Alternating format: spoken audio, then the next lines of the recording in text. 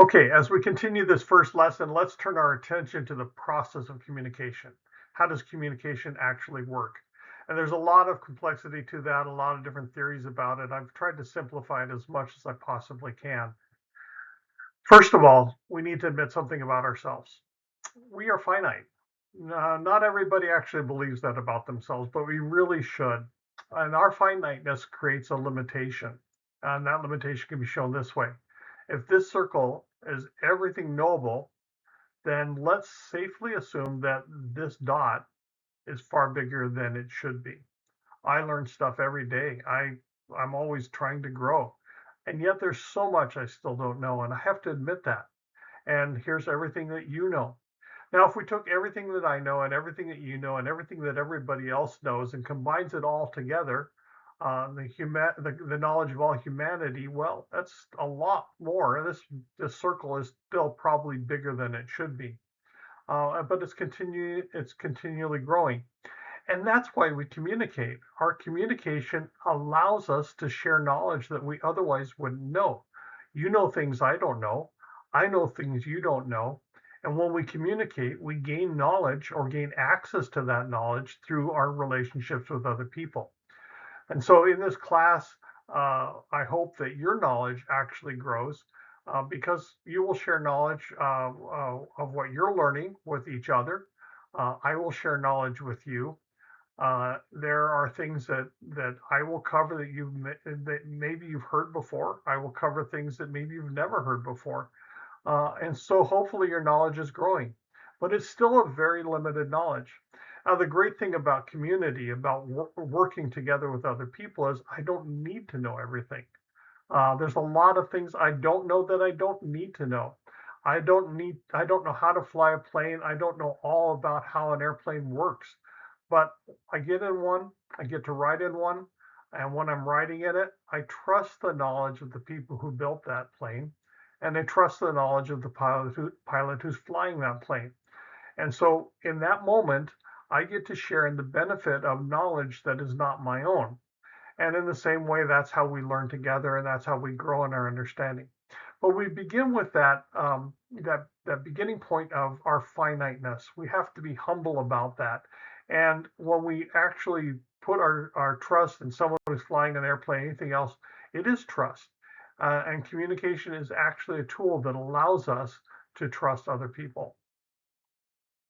I mentioned this in the previous lecture, but in your textbook, citing Watzlawick, Bevan, and Jackson, Moreau makes this statement: everything we do communicates. It is impossible for us to stop communicating.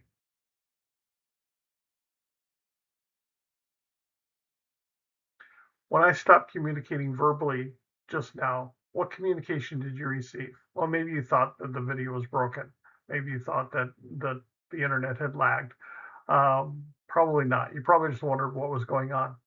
The reality is my silence caused you to think about things. My silence created communication, and often we use silence in very creative communication ways. When you snub somebody by giving them the silent treatment. So even when we're not communicating, it communicates something to other people. And so we need to think about that and the fact that communication both reduces and creates uncertainty. Yeah, it'd be great if it just reduced it. And that is a major goal of communication, to reduce uncertainty. But the fact is, sometimes communication can make things worse. And I don't know about you, but I don't like being misunderstood. The fact of the matter is, we will be misunderstood. That's guaranteed. So responding to misunderstanding and dealing with it is just a part of communication. And here's some examples that might show some of that misunderstanding. There are all sorts of these little treasures collected in a neat little place on the internet called English.com. You've probably seen some of them. Things like this sign that is just a poor translation of English. Somebody was trying hard, but just didn't get it right, and it creates a bit of a misunderstanding. Another one, slip carefully, really? And sometimes the way things are positioned, the use of space, I'm not sure that Turkish Airlines intended for that to go on the down escalator. I think it was supposed to be in the up. There we go. That's a little better. Sometimes it's the little things in communication that seem to matter the most. Here's a common one you might have seen. Let's eat, Grandpa. Let's eat, Grandpa. Let's eat, Grandpa. And the sign says, correct punctuation can save a person's life. And so just little things communicate things. And communication is complex. It seems simple, but there's an awful lot going on in communication. So let's take it apart. Let's look at some components of communication and see if we can understand why. First of all, the simplest model of communication looks like this. Person A has something they want to communicate. They formulate it into a message, and they send that message to person B. And obviously, person B then has to do the same thing. This diagram in your book probably helps to show a bit more of the complexity of that. And I'm going to take this diagram and make it a little more complex. So beware. The idea here is that both A and B have within them what Moreau calls a meaning system. It's a system whereby the person takes data and turns it into meaning. So, there are words that we encounter, but we actually take those words and we put meaning into those words, or we look for the meaning that is in those words. And so there are 4 elements. The first of these is our common human core. There are many things that make up our common humanity, and this is just a partial list, but we all have a similar capacity for linguistics, for mental capacity, emotional capacity, spiritual capacity. It does vary by degree, and there are people who have specific challenges in one area or another. But generally speaking, we can make a broad statement that all humans share the same common human core of capacity. Notably, you should be aware that you have the capacity for language, which is good news if you're crossing into another culture, because you actually have a God-given capacity to learn another language. Praise the Lord for that. So all of us share in human capacity and traits that make communication possible. We also have needs as well, and we all share the same thing: emotional, spiritual, social, and physical needs. And communication, therefore, is going to be shaped by all of those needs. That is the first thing that goes into our thinking or our common human core and our meaning system. Another thing we can say about that common human core is that all of us share human capacity and traits that make communication possible. All of us are created in the image of God. All of us are also impacted by sin. All of us have the law of God written on our hearts. And all of us have been created with this amazing capacity to communicate. The next level of our meaning system is our cultural specifics. And these include what our culture has told us about how the world works, what values we should have, what expectations we should have, what beliefs we should share, and therefore how we should act. And those have shaped us far more than we probably realize. The more traditional culture you come from, the more likely they are to shape you. For those of us who've grown up in more cosmopolitan societies where there's a mingling of cultures and worldviews, um, the prescribed values and behavior are probably more linked to your desire to identify with a specific subgroup.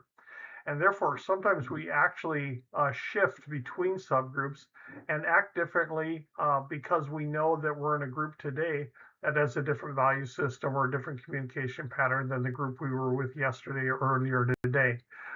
So we then shift or filter according to the current filter we're using from that current culture. Then there are personally specific filters which guide our meaning. My family and what I know about their expectations of me shapes how I interpret meaning. Our past experiences shape us. For instance, I can't know if something I say raises memories for you of past experience. That's what's sometimes meant by triggering language. Because even though from my perspective, what I'm saying has nothing at all to do with what happened to you previously, it does remind you. And now you might interpret what I say through that lens, adding meaning that I'm not even aware of. So our personality, our preferences, our relationships, spirituality also filter our communication. Sometimes it's also something like our talents or our education. My educational background causes me to put different meaning on words than the general public might. Or, for instance, an engineer hearing the word radius would think of a line segment extending from the center of a circle or sphere to the circumference of the circle. At the same time, a doctor hearing the same word would think of the bone on the thumb side of a human arm. So we put different meaning in things based on what we've learned and how we've been educated. Finally, there are encounter specifics, and really these are huge. There are questions of how well do I know you? How long have I known you? These establish trust. Can I trust you? Trust influences the meaning I make of what you say. Status and role also guide a relationship, and some cultures more than others. I have the status here of professor or teacher, and in that status, I function as an instructor, but also as an evaluator. I function as someone who passes along knowledge, but also sees if you are gaining that knowledge. In general, that status and role in our culture is expected to command some respect and come with some authority. The question then becomes, are you willing to grant me that authority in your life? And how do you relate to me as a teacher in that status? And then, like it or not, we filter meaning based on based on gender, whether a man says something or a woman says something. In some cultures, that's stronger than others. In some cultures, trust and authority are actually based on that, and that's hard. I think it's mostly hard for women, not so hard for men. We men, we tend to jump into another culture, and sometimes we're given more privilege than we were given in our own culture. We have to be careful there not to take advantage of that. But for women, oftentimes coming from, especially from a Western culture, moving into another culture where women aren't given the same authority and aren't given the same trust, and even to a great degree, that's still true in our culture. You can't change your gender. You can't change your culture. You can't immediately change the culture. You can work on changing the culture, but you can't immediately change the culture. But you can change how you relate to it. And sometimes that's important. If a culture greatly divides this area, then a man who speaks like a woman or vice versa will be just considered inappropriate. So a key to learning language, practice learning language with someone who is the same age as you and the same gender as you, and you'll learn to speak like somebody the same age as you and same gender as you rather than somebody else. You don't want to learn to speak like an 80-year-old woman if you're a 20-something-year-old man. And then there's other things that you need to consider here. Contextual noise it has to do with interference, static, if you will. The things that are happening in the immediate context. Maybe you're listening to me, but right now somebody's having a conversation in the next room and that actually interests you. If that other noise gets preeminence, you'll miss out on some of my meaning and you'll only interpret it partially. Setting changes things. What I say in a church might be interpreted differently than what I say in a conversation while walking or at a football game.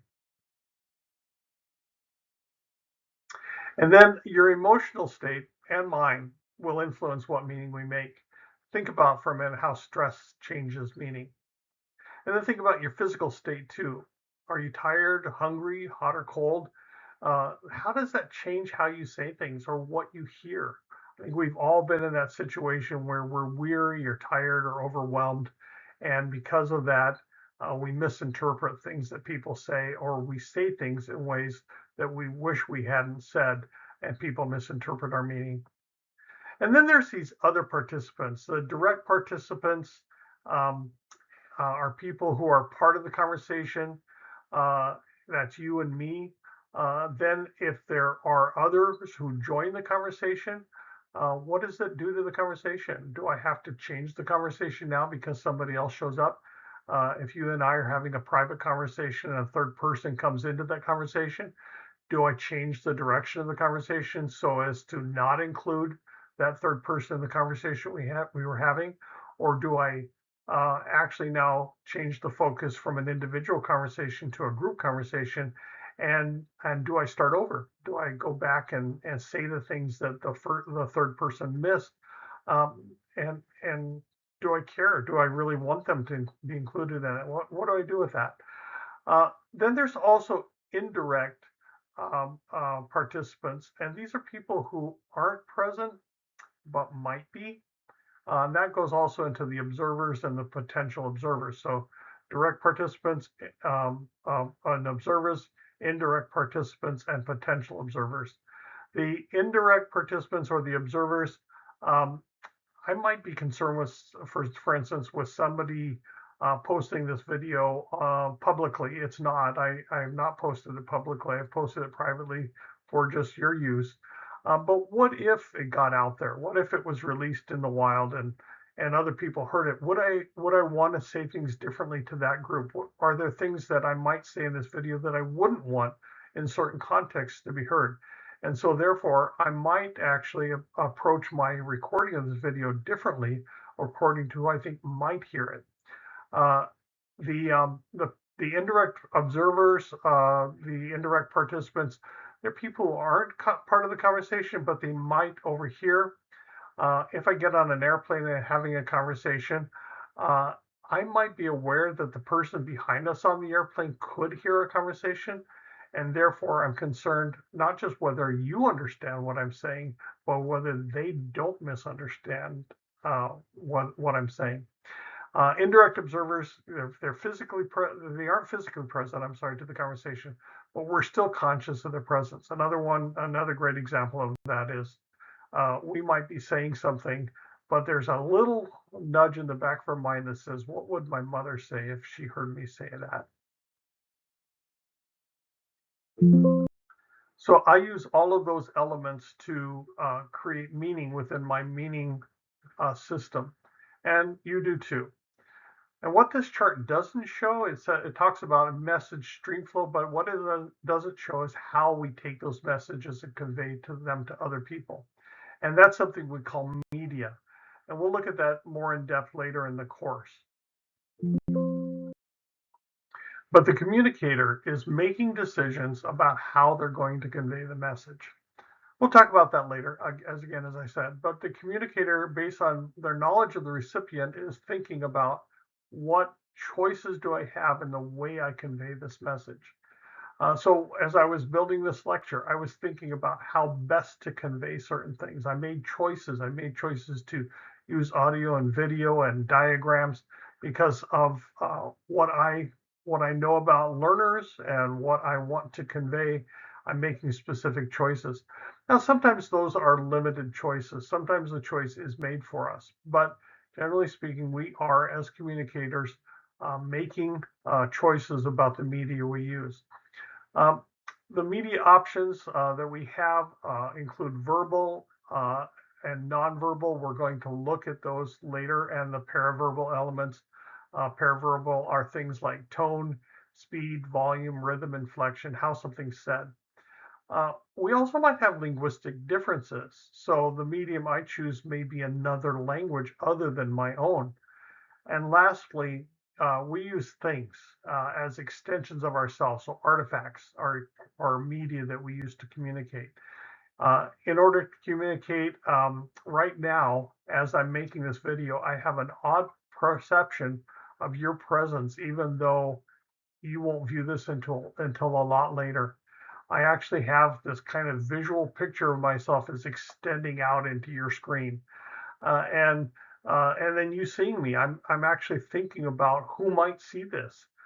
So I'm extending my presence into my computer and through my computer through digital encoding and decoding. And in your computer, I'm thinking about how this message is being conveyed. That's the extension that I'm using. It's especially true in live communication, like a phone call or a text chat. We become aware of our presence elsewhere as we extend ourselves beyond our physical presence. Things like phones, pencils, computers, letters, things that we use within them like emojis or pictures. Even the way we use cars are ways we extend ourselves and our personality into the world. And those are things we use to communicate. Putting it all together, you can see the complexity. We start with what I want to say as the message, and it passes first through my needs and my capacities, and then it's shaped by my culture and my life experience and other personal specifics. And then I adjust it with the encounter specifics, uh, and um, and that includes participants and observers. And then I choose the media, the words, the sounds, the gestures that I'm going to use to convey that. And that now becomes my message. But now that it's a message, you as a recipient of that message also pass everything I say through all those same filters. Your culture tells you to a great degree what meaning you're going to make of it. Your personal specifics further shape your meaning, and the encounter specifics, and finally the code itself and the media that were used and how they work for you. It happens really quickly, and it happens at mostly subconscious levels. We don't pause to think about those things, but they are influencing and shaping us. And that is kind of a broad overview of what communication actually looks like when you stop to think about it, all those different complexities. I told you, this isn't simple. It's actually quite complicated, but isn't it great that God has made us capable of doing it without thinking much about it? Now, we talked about what we do to encode the message, but the receiver, the one receiving the message, is also doing something. They're decoding that. And right now, you're using some of the same strategies here to interpret what I've just said. You're interpreting, you're making decisions, you're constructing meaning out of what I've said. You're granting or withholding permission. Does he have the authority or the right, the knowledge to actually say these things? So you're evaluating me. We're always evaluating each other. You're trying to maintain a relationship. If we actually have a relationship, you're using communication to agree or disagree and nod or whatever to maintain that relationship while you're receiving the communication. You're providing feedback, and those are some of the things that are hard right now because on a video, I'm giving and giving and giving, and I have no idea what you're actually receiving. I can't see your faces. If this was a classroom, I could actually see how you're reacting to the message, and I could moderate the message according to that feedback. So the receiver, as a receiver, you're making choices based on the way you interpret things, and you can choose to accept what I'm saying. You can reject what I'm saying. You can kind of let it unconsciously fit into your belief system. It kind of spills into the back of your mind and sits there, but doesn't actually cognitively, you're not thinking about it, you're not aware of it. You can get syncretistic about it. You can adjust it to fit into your belief system. So you're taking what I said, but you're modifying what I said to fit what you want it to say. You're delaying the decision. You think, well, I'll think about that later.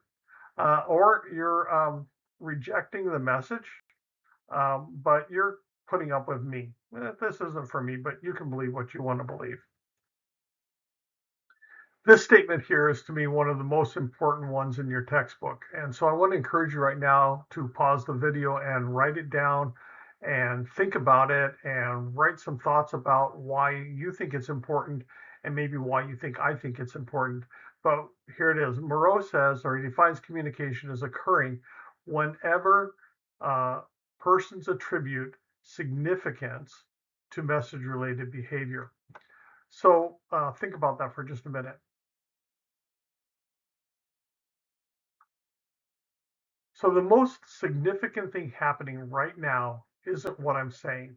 It's the significance that you're giving to what I'm saying. And if I don't know things about you, I can't predict that. So I have to do my best. I just have to test to see what meaning you got.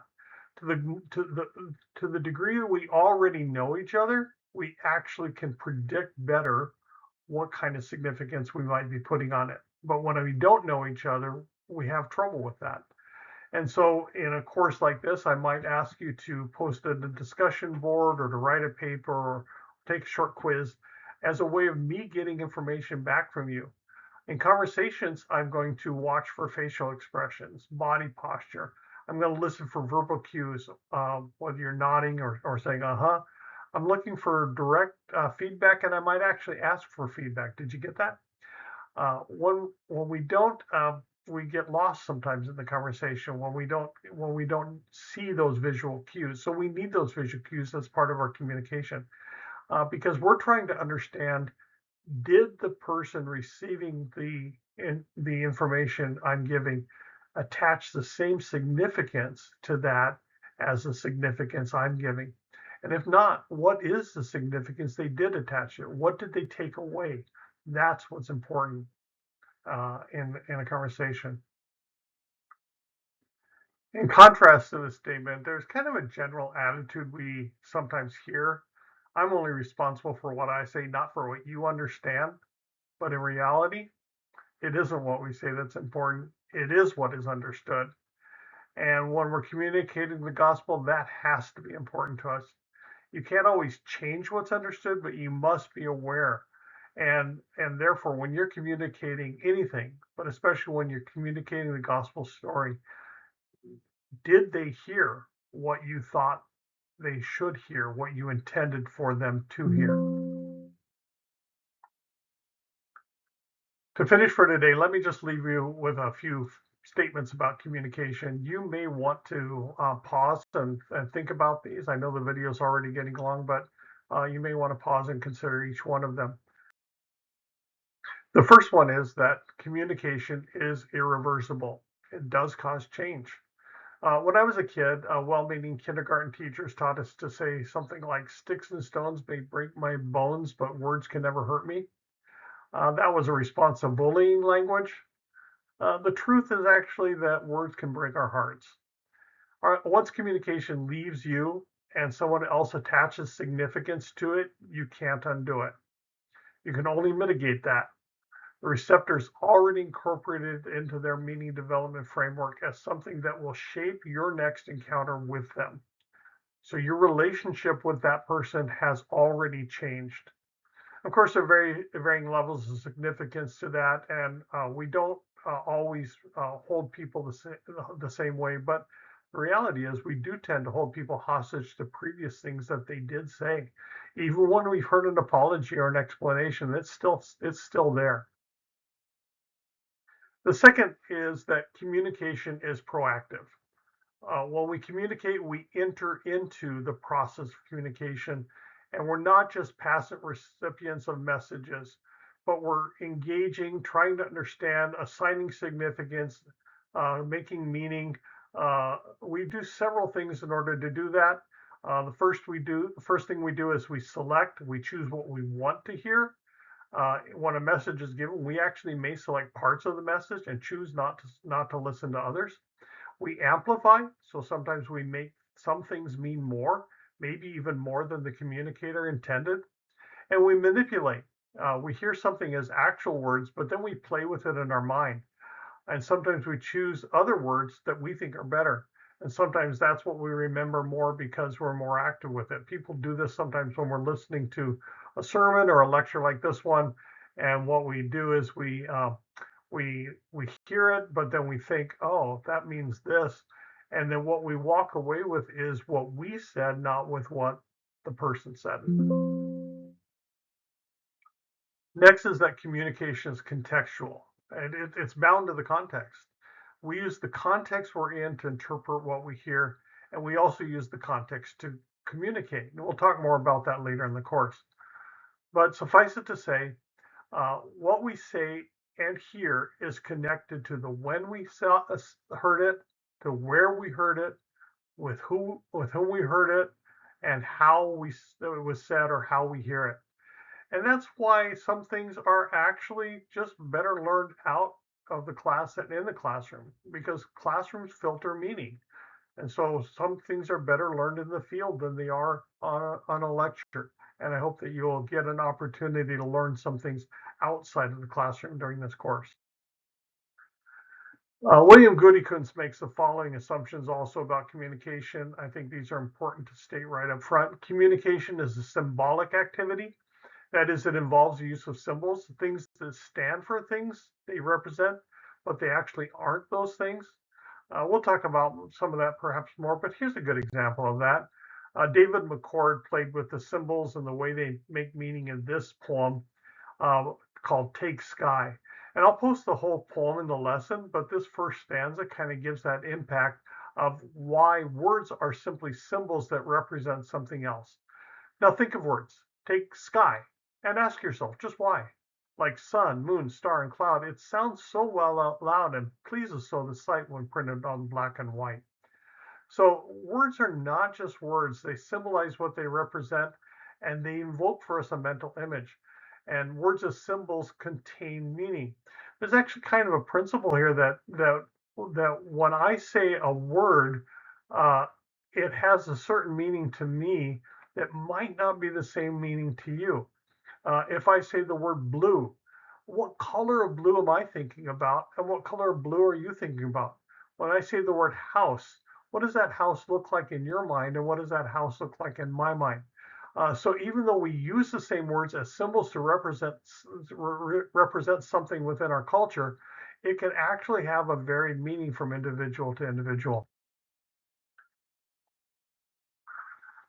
Then Gutikos also says that communication is transactional. That is, it involves a certain element of exchange of give and take. So um, I'm giving something up in order to communicate. You're taking something from me in order to communicate. I'm hoping you'll take it. If I really want this conversation to go well, I'm hoping that you'll give me something back. And therefore, we have this give and take. There's also a little bit of loss of meaning and adjustment in the message. We're continually transacting back and forth to make sure we get the best meaning, but we recognize that we're actually losing meaning sometimes in the conversation. And then Goodicon says also that we're looking ahead, we're predictors about the outcome of our communication behavior. That means that when I say certain things, I'm actually predicting in my mind how I think you're going to react to that. If that prediction doesn't line up, I'm going to be disappointed. Like when I tell you something that I think is a really funny story and you don't laugh, or maybe that's just me. Uh, we get disappointed in those things. I hope to please you, or you hope to shock somebody with what you say, or you're predicting the impact of your words. Uh, I'm predicting certain change in your thinking from this lecture. Otherwise, why would I bother? So we're predicting the impact of our words on other people. And then communication takes place at varying levels of awareness. So much of what we do in communication is actually at the subconscious level. We can sometimes betray our thoughts trying not to be angry, but coming across as angry anyway.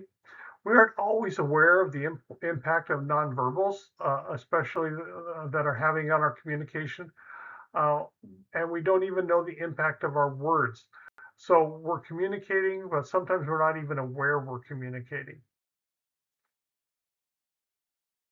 And then this next statement is the statement I made earlier. It is impossible for us not to communicate, and therefore your intention to communicate is not necessarily conditioned for you to communicate. Uh, Everything you do communicates something, and therefore often we communicate unintentionally. If you're in a face-to-face classroom right now, if we were in a face-to-face classroom and I'm lecturing from the front of the room, some of you would actually be communicating things to me that you weren't intending to communicate. If you were bored with the lecture, I could probably tell. Without you intending to communicate that you're bored, you're telling me that you're bored. Or maybe I misunderstand something. Maybe you're sitting in the back of the classroom and because you're bored, you decided to pop open something on your computer and you're watching a video and it got funny and you start giggling to yourself. And I'm like, that's weird. The thing I said wasn't funny. Why are they laughing? I would misunderstand that. You weren't trying to communicate anything to me. You were just laughing at a video and you thought nobody could see you. But I did see you and therefore it communicated something to me. When we cross into another culture, we need to understand that that there are things happening around us all the time that we're misunderstanding or they're misunderstanding us. Um, Something that might be a normal activity in our own culture, something you just normally do every day, and then you find out after you've been living in another culture for a while that in that culture that's considered flirtatious. Oh my goodness. Or maybe something that's very polite in your culture ends up being rude in another culture, and you offend. You didn't mean to offend, but you intended to. And so there's this unintentional consequences of our communication. And that's why we really have to learn and understand other cultures in order to communicate well. Okay, we're going to stop right there. Look carefully at your assignments. Try to stay on top of these lessons. Next time, we're going to be talking about culture and worldview, and we'll talk about the impact or the pull of culture on our meaning development framework. And yeah, so thanks for your time.